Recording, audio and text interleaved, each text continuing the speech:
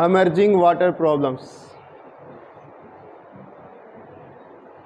देखो, अभी तक आपने पानी का यूटिलाइजेशन पढ़ लिया कि सबसे ज़्यादा पानी यूटिलाइज हो रहा है इरिगेशन में, सेकंड हाईएस्ट हो रहा है डोमेस्टिक में, और थर्ड हाईएस्ट हो रहा है इंडस्ट्रीज में। अब पानी का सोर्स जो है वो सरफेस वाटर है या अंडरग्राउंड वाटर है, और जो सरफेस पे वाटर है उसका सोर्स होता है भाई ग्लेशियर या रेन, और जो अंडरग्राउंड वाटर है वो भी इस बात पे डिपेंड करता है कि मानसून जितना सक्सेस रहे तो वाटर रिचार्ज होगा। लेकिन एक प्रॉब्लम और भी है, समय के साथ साथ जैसे जैसे अर्बनाइजेशन बढ़ता गया हमने बहुत सारे ज़मीन को पक्का कर दिया, रास्ते ब्लॉक हो गए हैं, वाटर रिचार्ज नहीं हो रहा। पानी की दिन प्रतिदिन डिमांड बढ़ती जा रही, डिमांड बढ़ रही है तो समस्याएं बढ़ रही।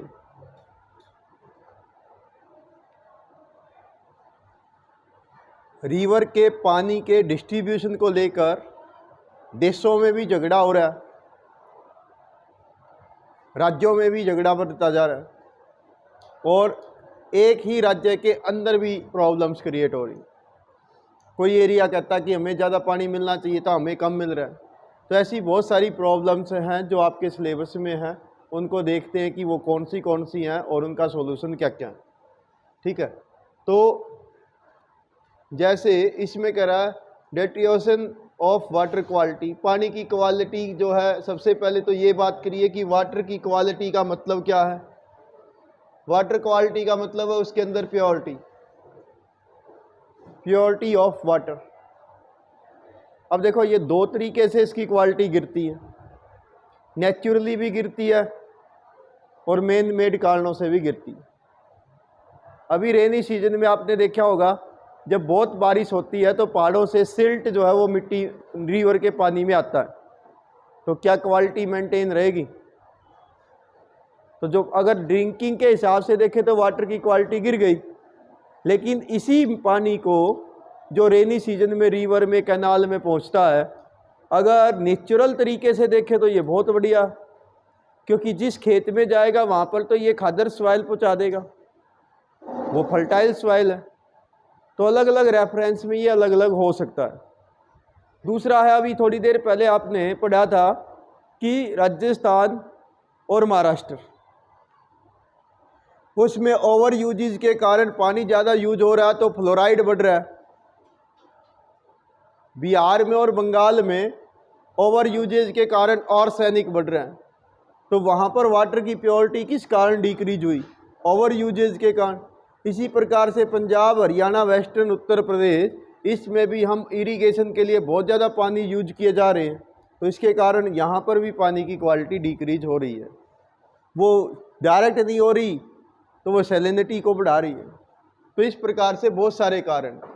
दूसरा, इसमें क्या होता है कि कुछ ऐसे मैटर होते हैं जो माइक्रो ऑर्गेनिज्म कह लीजिए, जो पानी में मिल जाते हैं, केमिकल हो सकते हैं या इंडस्ट्रियल वेस्ट हो सकता है, जो पानी की क्वालिटी को गिरा देते हैं। कहीं कहीं पर आप आगे भी देखोगे कि जो पानी की क्वालिटी है वो इसलिए भी गिर जाती है कि उसमें सीवरेज वाटर चला जाता है। जैसे यमुना रिवर हमारी दिल्ली के आसपास पोल्यूटेड रिवर में से एक है। क्यों? क्योंकि दिल्ली का जो सीवरेज वाटर है वो उसमें जाता है। इसी प्रकार से गंगा, जो भारत की सबसे होली रिवर है, पवित्र रिवर है, वो कानपुर के पास चमड़ा उद्योग के कारण उसका वेस्ट जो है वो कहीं ना कहीं गंगा में जाता है। हालांकि सरकार ने इन सब के ऊपर उपाय किए हैं, रोकथाम के लिए प्रयास किए जा रहे, लेकिन फिर भी जाने अनजाने वहाँ तक ये है। तो इस प्रकार से बहुत सारी, फिर इसी प्रकार कुछ टॉक्सिक सब्सटेंस होते हैं जो लेक के पानी में, स्ट्रीम में या रिवर में, ओशंस में, ओशन तक भी दूषित हो रहे हैं। कई बार आप देखते हैं बड़े बड़े समुद्री जहाज जो पानी तेल के टैंकर होते हैं दुर्घटनाग्रस्त हो जाते हैं, वो सारा तेल कहाँ जाएगा? समुद्र के पानी पर फैलेगा। तो इस प्रकार से पानी जो है वो पोल्यूट हो रहा है, और उसके कारण जो एक्वाटिक सिस्टम होता है, यानी पानी में रहने वाले जीव हैं, मछलियां हैं, उनको भी परेशानी होती है क्योंकि ऑक्सीजन लेवल कम हो जाता है।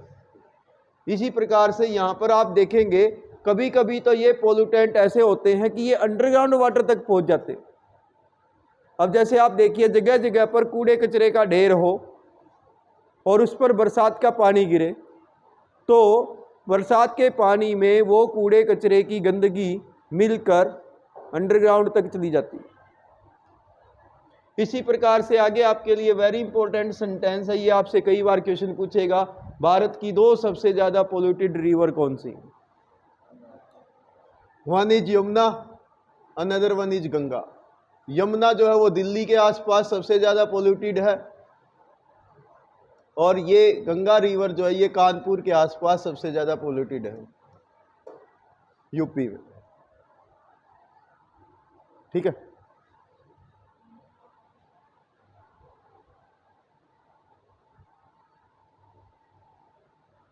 इसके साथ साथ कुछ और रिवर भी पोल्यूटेड है, ये देखना आपकी बुक में है। हाँ? अच्छा, गंगा यमुना ही, चलो ये एडिशनल आपके लिए थोड़ा बता देता हूँ। देखो गंगा रिवर कानपुर के पास पोल्यूटेड है। कानपुर फेमस है लेदर इंडस्ट्रीज के लिए।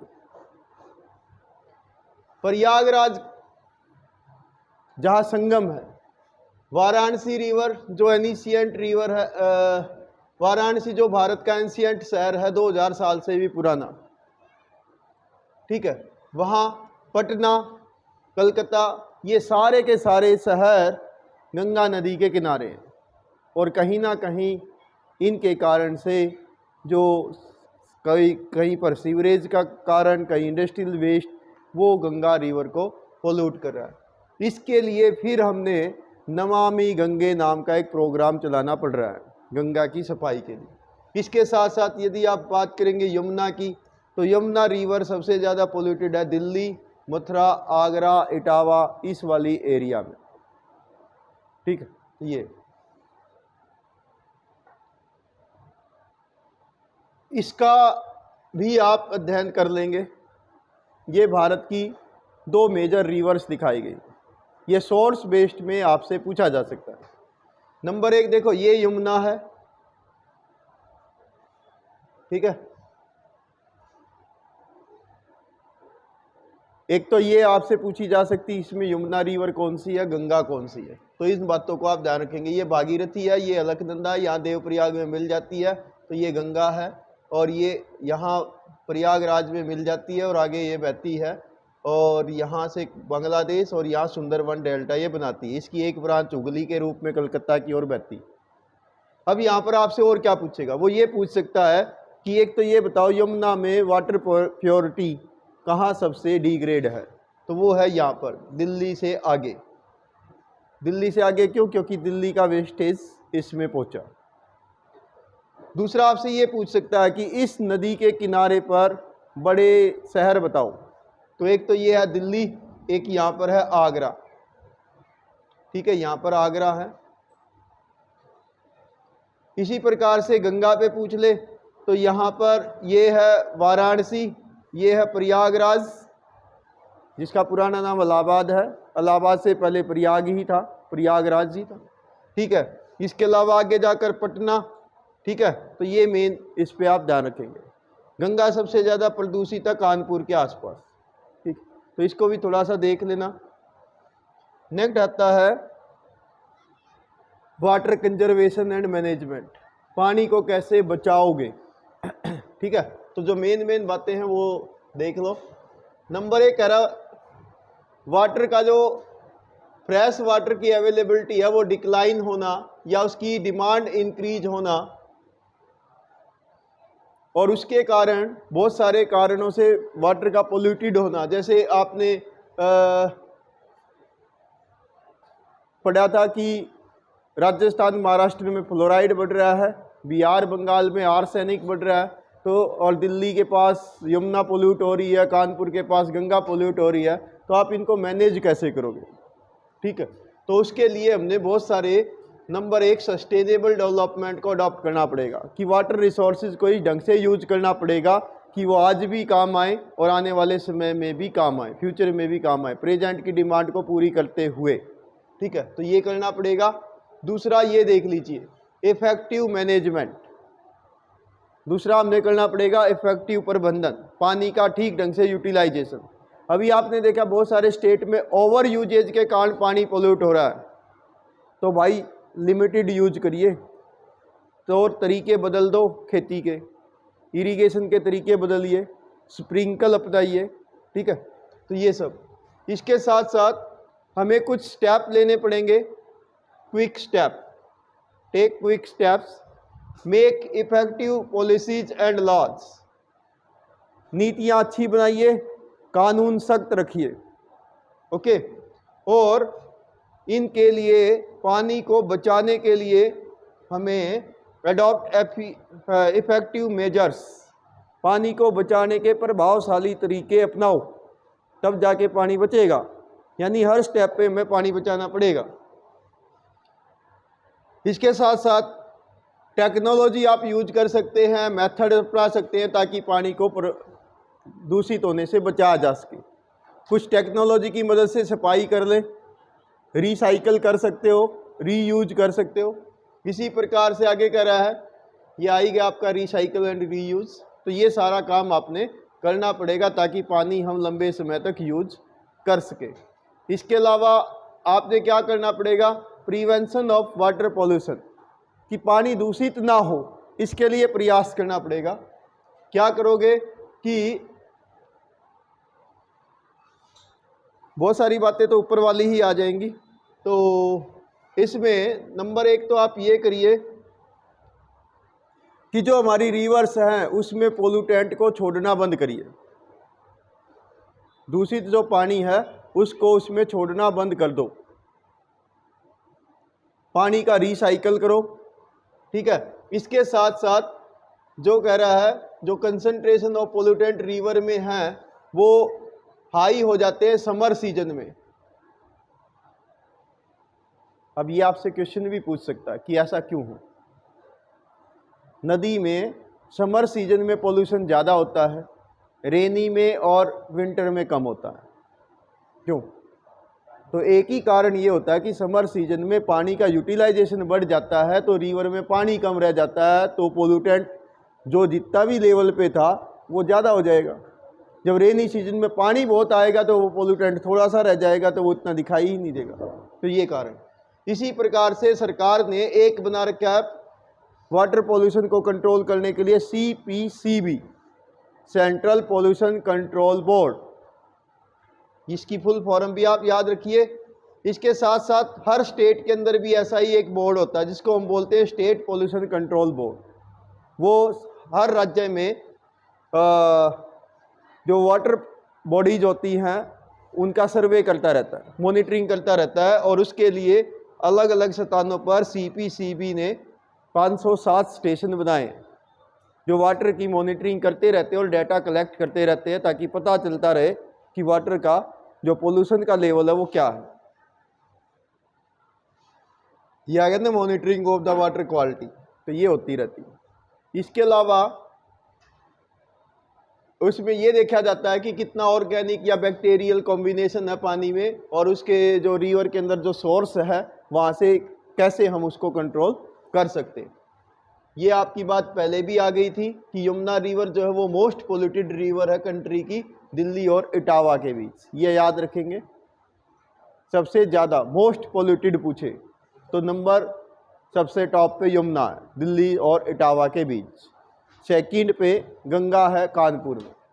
ठीक है, इसके अलावा कुछ और रिवर्स भी हैं जो पोल्यूटेड होती हैं। साबरमती अहमदाबाद गुजरात, गोमती लखनऊ, काली और अडियार, और इसमें से मेनली ये अडियार ही है, ये याद रख लो। ये है चेन्नई के पास अडियार रिवर। ठीक है, इसी प्रकार से वेगाई, ये मदुरई तमिलनाडु में, और मूसी हैदराबाद, गंगा कानपुर और वाराणसी के वहाँ पर। ये है आपकी बुक में ये रिवर्स, साबरमती, गोमती, अडियार, मदुरई, ये वेगाई, मूसी, है ना? हाँ, ओके, हैं तो ध्यान रखेंगे यहाँ पर मल्टीपल चॉइस क्वेश्चन बनने का चांस है, पेयर्स में पूछा जा सकता है कि कौन सी रिवर किस नदी के किनारे पर है, उनके पेयर देख के बताइए या मैच करिए, मैचिंग।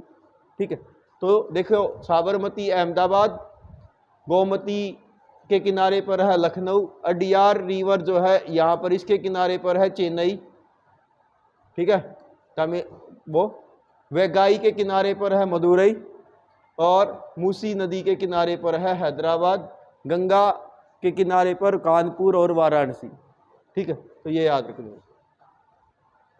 इसके अलावा ग्राउंड वाटर है वो भी पोल्यूट होता जा रहा है, उसमें क्या है, फ्लोराइड आया था पीछे भी। फ्लोराइड जो है वो सबसे ज़्यादा था राजस्थान में एंड महाराष्ट्र में। आर्सेनिक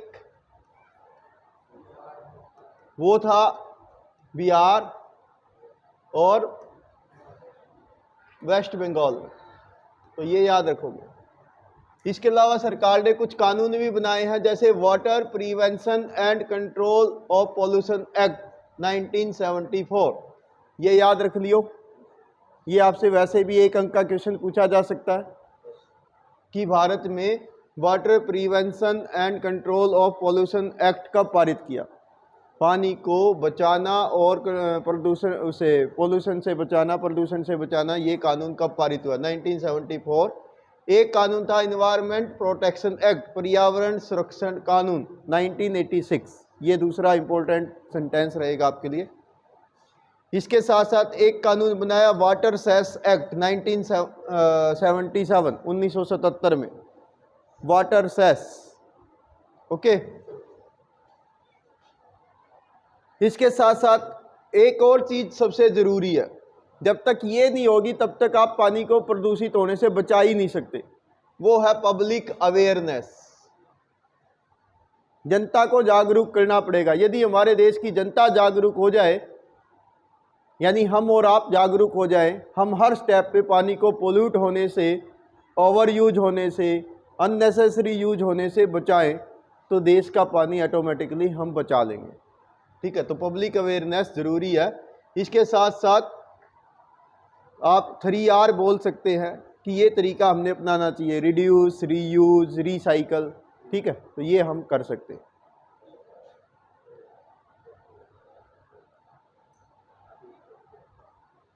तो आ ही गया आगे रिसाइकल एंड रीयूज, उसको आप करिए ताकि क्वालिटी उसकी मेंटेन की जा सके। ये ऊपर का और ये वाला दोनों टॉपिक आप इकट्ठा कर लो, और मेन जो आपको ठीक ठाक लगते हैं वो 5-7 अपने हिसाब से नोट्स इसके तैयार कर लो, दोनों लगभग एक ही है।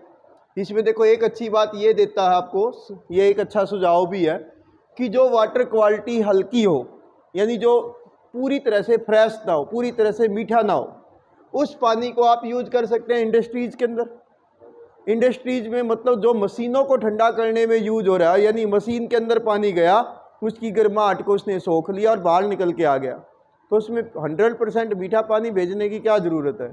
तो वहाँ पर जो कम मीठा पानी है, कम फ्रेश वाटर है, उससे भी आप ये काम कर सकते हैं कूलिंग के लिए। या वही मान लो कहीं पर फायर है, तो उसमें अगर आग बुझाने के काम लेना, तो हल्का खारा पानी भी काम दे देगा, वहाँ तो पानी चाहिए, तो ये सब हम यूज कर सकते हैं। ठीक है, इसके साथ साथ कह रहा है अर्बन एरिया में जो आप बाथिंग करते हैं, कपड़े धोते हैं, बर्तन धोते हैं, उनका पानी गार्डनिंग में यूज किया जा सकता है। यानी मल्टी यूज हमने करना चाहिए पानी का, ये आपको कहना चाहता है। साथ के साथ कह रहा है कि water use for washing vehicle can also be use for gardening. भाई आपने कोई व्हीकल धोया, उसकी सफाई की, और जो पानी निकला तो उसको हम बागवानी में दे सकते हैं। यानी जितनी भी कार वॉशिंग के स्टेशन है, उन सब के अंदर भी हम एक चैम्बर बना सकते हैं। भी पानी गाड़ी वॉशिंग होने के बाद सारा पानी एक चैम्बर में इकट्ठा हो जाए, और उसको पानी हम कहीं ना कहीं पौधे में सप्लाई कर सकते हैं। क्योंकि उसमें क्या होगा, गाड़ी साफ करोगे तो उसके साथ डस्ट मिट्टी वो जाएगी, तो नई मिट्टी पौधे को मिलेगी, तो उसको तो कोई दिक्कत नहीं है। हाँ, उसमें ज़्यादा केमिकल हो सकते हैं, तो वो हो सकता है पौधे को नुकसान पहुँचाए, तो उसको हम अवॉइड कर सकते हैं। इसी प्रकार से कह रहा है जो बेटर क्वालिटी का पानी है ड्रिंकिंग पर्पज़ के लिए, उसको हमने बचाना चाहिए। और इसके अंदर भी रिसाइकल का तरीका अपनाकर हम लिमिटेड स्केल पर पानी को दो बार ऐसे प्योर कर सकते हैं, बचा सकते हैं, सेव कर सकते हैं। ठीक, इसके लिए सरकार ने एक व्यवस्था की है जिसको हम बोलते हैं वाटर शेड मैनेजमेंट। इसी से रिलेटेड है water shade management. Water shade वास्तव में क्या होता है, आपको याद होगा +1 में आपने इसको पढ़ा था वाटर डिवाइड के रूप में, यानी एक ऊंचा स्थान जहां से पानी अलग अलग साइड में चला जाता है, यानी सोर्स ऑफ रिवर से लेकर और पानी जहां तक पहुंच रहा है वहां तक का मैनेजमेंट करना वाटर शेड मैनेजमेंट हो गया। ठीक, तो देखो यहां पर आपके लिए डेफिनेशन भी दे दी कि वाटर शेड मैनेजमेंट का मतलब है बेसिकली क्या है, एफिशिएंट मैनेजमेंट और conservation of surface and ground water. ये आपके लिए जरूरी है, ये सब लिखोगे वाटर शेड मैनेजमेंट, ये इंपॉर्टेंट टॉपिक रहेगा, आता ही आता है। जल का प्रबंधन करना और उसका बचाव करना, सरफेस वाटर का भी और अंडरग्राउंड वाटर का भी, ये है जल प्रबंधन, वाटर शेड मैनेजमेंट। इसके लिए क्या करोगे, प्रिवेंशन, बचाव किसका, रन ऑफ और स्टोरेज, रिचार्ज करोगे। रन ऑफ का मतलब होता है जो पानी धरातल पर बह रहा है उसका बचाव करना है, और जो अंडरग्राउंड वाटर है उसको रिचार्ज करना, स्टोर करना पानी को कि वो बहकर ना चला जाए सारा। तो इसके लिए अंडरग्राउंड वाटर को रिचार्ज करिए। उसके अनेक तरीके हो सकते हैं, जैसे कोई आपका टैंक बना दो, कोई रिचार्ज वेल बना दो, छोटे छोटे, जैसे मान लो ऐसे पहाड़ है आपका, पहाड़ की ये ढलान है तो इस पे ऐसे छोटे छोटे गड्ढे कर दीजिए आप दोनों तरफ, तो क्या होगा, पानी सीधा नीचे नहीं जाएगा, वो पहले एक लंबी लंबी वो चैनल बना देते हैं ताकि पानी उसमें रुके फिर आगे जाए। तो पानी रोकना है, यानी पानी को आपने सीधे फ्लो से रोकना, पानी रुकेगा तभी ज़मीन उसको सोख पाएगी, तो वो अंडरग्राउंड वाटर रिचार्ज हो जाएगा। इसके लिए कंजर्वेशन के हम तरीके अपना सकते हैं अनेक। तो यहाँ पर आपको मैं सीधा मेन काम पे ले आता हूँ, यहाँ आ जाओ। इसके लिए सरकार ने कुछ स्कीम बनाई है वाटर शेड मैनेजमेंट को करने के लिए। सेंट्रल गवर्नमेंट की और राज्य सरकार की कुछ स्कीमें हैं, जिसमें सबसे फेमस है हरियाली।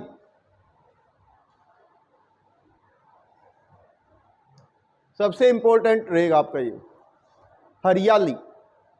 नाम क्या है, हरियाली। किस सरकार की ये स्कीम है, सेंट्रल गवर्नमेंट। याद रखना, सेंट्रल गवर्नमेंट की स्कीम है वाटर शेड मैनेजमेंट के लिए, जल प्रबंधन के लिए। नाम क्या है, हरियाली।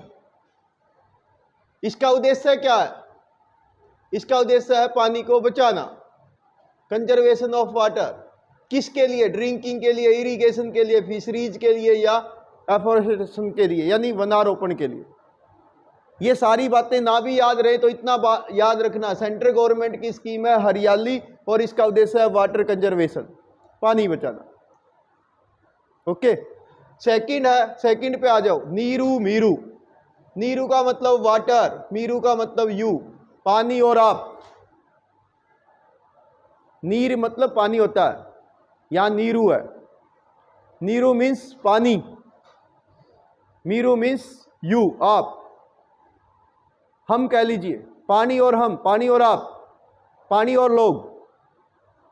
ये स्कीम है आंध्र प्रदेश की, याद रखना, आंध्र प्रदेश। तीसरी है अरवारी पानी संसद, अरवारी पानी संसद, अलवर राजस्थान। सबका उद्देश्य एक है, rain water harvesting, water conservation, prevention of water, पानी को बचाना, पानी को दूषित होने से बचाना, पानी का रीयूज करना, रिसाइकल करना।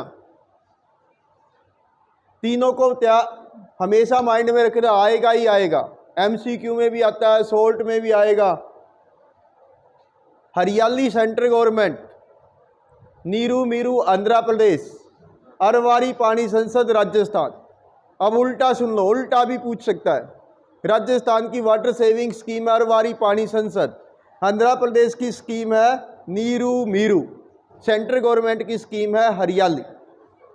ठीक है। और एक सेंटेंस और आपके लिए जरूरी रहेगा, वो है एक राज्य ऐसा है जिसमें कोई भी स्ट्रक्चर तब तक नहीं बना सकते घर का तब तक कि आप उसमें वाटर हार्वेस्टिंग सिस्टम ना बनवा लो। तो वो राज्य है जिसने ये कंपलसरी किया है, तमिलनाडु। यहां पर एमसीक्यू आएगा पेपर में और आपके सामने जानबूझ के राजस्थान लिखा जाएगा। ऑप्शन ए पे राजस्थान देंगे, बी पे गुजरात देंगे, ताकि आप तमिलनाडु तक पहुंचो ही ना। क्योंकि नॉर्मली क्या होगा, स्टूडेंट जैसे ही क्वेश्चन पूछेगा कि किस राज्य में वाटर हार्वेस्टिंग सिस्टम कंपलसरी है, तो विद्यार्थी सोचेंगे कि राजस्थान में बारिश कम होती है इसलिए वहां पर कंपलसरी होगा। लेकिन तमिलनाडु ऐसा स्टेट है जिसमें ये कंपलसरी किया गया है वाटर सेविंग के लिए। यानी कोई भी बिल्डिंग तब तक नहीं बना सकते जब तक कि छत का पानी हार्वेस्ट होके जमीन में ना चला जाए। यानी आपने सिस्टम ऐसा बनाना पड़ेगा कि छत का सारा पानी आए पाइप से और वो नीचे अंडरग्राउंड चैम्बर में जाए और वहाँ से पानी अंडरग्राउंड ज़मीन में हो जाए। तो ऐसा तमिलनाडु में कंपलसरी है, बाकी का आप इसको अवॉइड कर सकते हैं।